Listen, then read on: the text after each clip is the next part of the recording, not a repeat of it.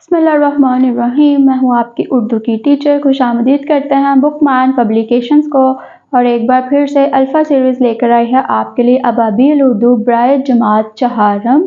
السلام علیکم، کیسے ہیں آپ سب؟ امید کرتی ہوں کہ آپ سب خیر و عافیت سے ہوں گے۔ تو چلیے شروع کرتے ہیں آج کے سبق کو۔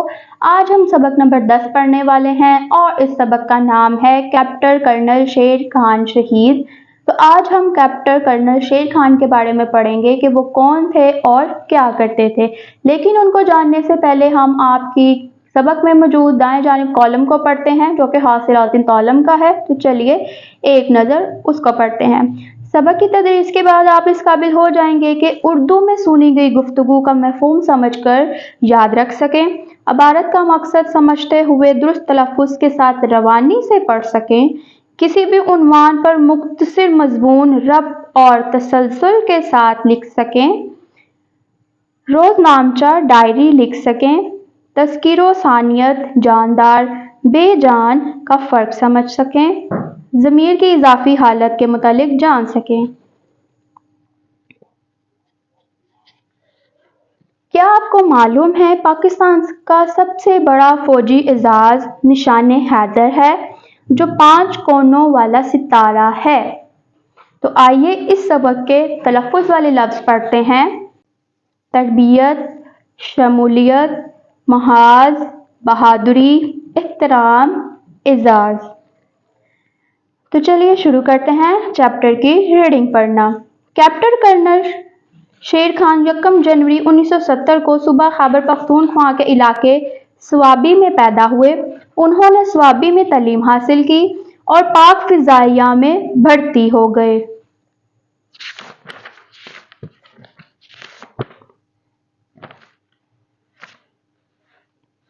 ہوا باز کی تربیت کے لیے انہیں school of aeronautical Korangi Karachi بھیج دیا گیا۔ وہاں انہوں نے خوب محنت کی۔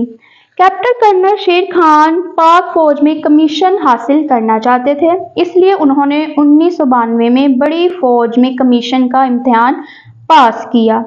انہیں فوج کے لیے منتخب کرکے تربیت کے لیے پاکستان ملٹری اکیڈمی کول بھیج دیا گیا۔ 2 سال کی تربیت حاصل کرنے کے بعد کیپٹن کرنل شیر خان نے 1994 کو 2nd لیفٹینینٹ کی حیثیت سے سندھ ریجیمنٹ میں شمولیت اختیار کی اور بہت جلد کیپٹن کے عہدے پر فائز ہوئے۔ کیپٹن کرنل شیر خان کشمیر کے محاذ پر اپنی بہادری کے جوہر دکھانا چاہتے تھے، اس لیے 1 جنوری 1998 انہیں ناردرن لائٹ انفینٹری کے ایک یونٹ میں بھیج دیا گیا جو کشمیر کے محاذ پر دشمن سے لڑ رہا تھا۔ کیپٹن کرنل شیر خان 1999 میں کارگل کے محاذ پر بہادری سے لڑے۔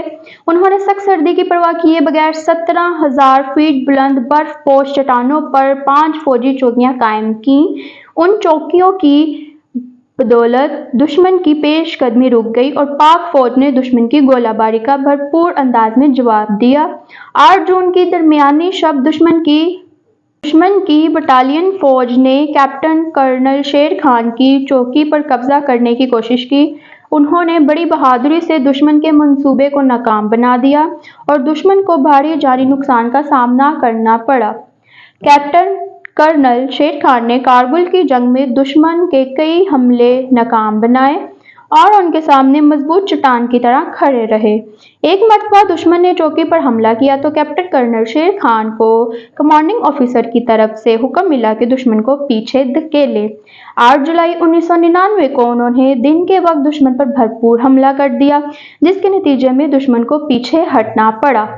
کیپٹن کرنل شیر خان دشمن کے تعاقب میں تھے اور ان کا پیچھا کرتے ان کے علاقے میں آ گئے۔